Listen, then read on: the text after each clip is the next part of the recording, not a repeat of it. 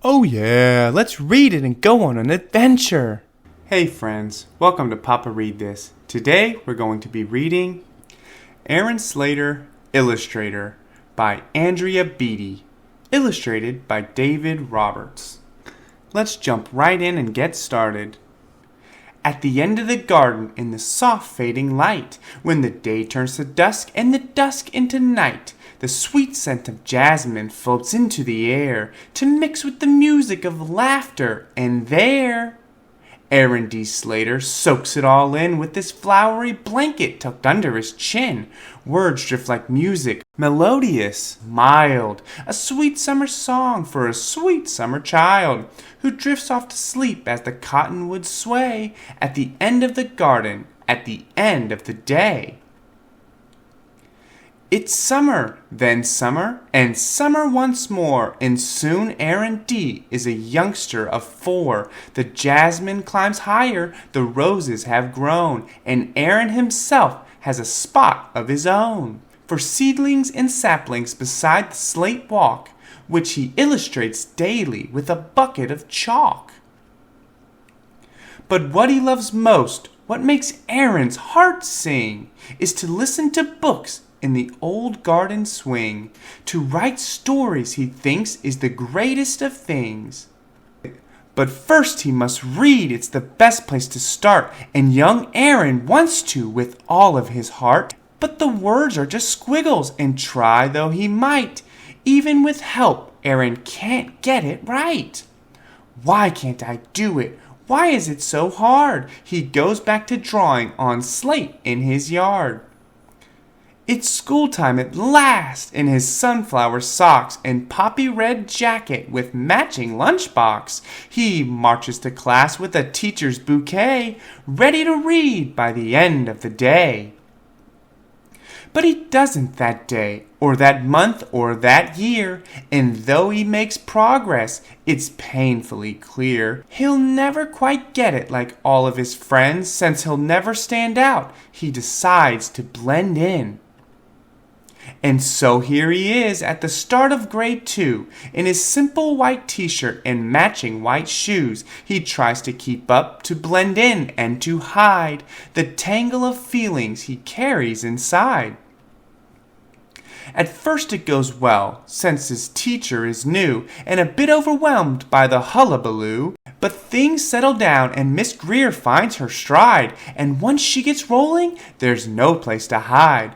"Class," she says, "here's an assignment for you. Write me a story. Write something true." And so Aaron does what young Aaron must do. He works on his story like the rest of grade 2. He writes through the evening, he writes through the night. He writes and he writes till the dawn's early light. Then he drags off to school with his shoes filled with lead, and his stomach in knots, and a pain in his head, and he waits for his turn with his heart filled with dread. Miss Greer calls his name, and Aaron D. stands and unfolds the sheet in his trembling hands. And he reads. Well, he tries, but it's so hard to start with 33 eyes peering into his heart. So he stares at his shoes and his sunflower socks, then he closes his eyes, and then young Aaron talks. Once there was a flower.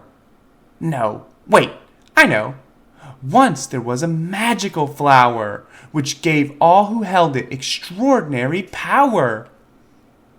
And so begins the most perfect of tales of an imperfect hero whose courage fails when the day turns to dusk and the dusk into night, and the moon rises high and the dragons take flight.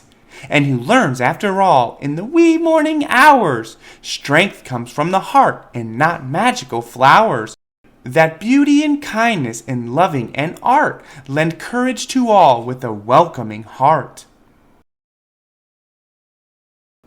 And when the quest ends and the sweet flower dies, the students all gasp and Miss Leela Greer cries. The silence that follows rattles his heart. He tries to say something, but where could he start? He turns in a paper with no words at all, then blinks back a tear and escapes to the hall, where Miss Leela finds him by the slate-colored wall. Time stops for them both, the teacher and boy. His heart fills with anguish, and hers fills with joy at the soul of this artist, courageous and true. She smiles and whispers, "Aaron, thank you." When she leaves, Aaron stands there a very long while. Then slowly, so slowly, he begins to smile. And he feels like he does with those books in the swing, as a new hope inside starts to make his heart sing. He knows he can do the greatest of things in a way that's his own, in a way that's just his. He can stand out and show the whole world who he is. Like the mightiest flames that banish the dark, hope grows in the soul from the tiniest spark. His art makes the difference, his art leads the way, and helps him discover what he wants to say.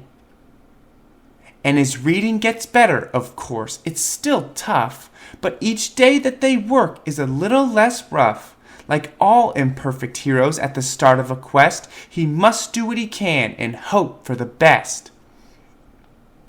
Now in the hallway a new garden grows, with jasmine and poppies, a rambling rose.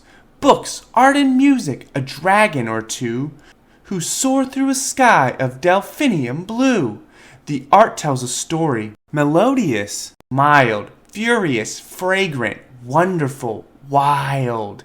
It's all from the heart and all of it's true for Aaron, Miss Greer, and the kids of grade 2. It's a place full of beauty for one and for all, the illustrator's garden at the end of the hall. And that concludes our artistic adventure with Aaron Slater Illustrator by Andrea Beaty. What a creative and inspiring tale, my wonderful viewers. I hope you enjoyed joining me today as we followed Aaron Slater on his journey of self-discovery and the power of imagination. If you found inspiration in this delightful story, please give this video a thumbs up and share it with others who appreciate the joy of art and storytelling. As Aaron embraced his passion for illustration, the book reminds us of the importance of following our dreams and expressing ourselves through creativity. I want to extend my heartfelt gratitude for your support. Your likes and shares mean the world to me and help our channel grow. If you haven't already, consider hitting that subscribe button and becoming a part of our book-loving community. By subscribing, you'll never miss out on our upcoming imaginative readings. If you'd like to add Aaron Slater Illustrator to your own collection, you can find the book through the link in the description below. It's a heartwarming read that celebrates the artist within all of us. Thank you so much for being part of our reading journey. Embrace your creativity and keep exploring the wonderful world of books and art. Until our next creative adventure, take care and happy reading.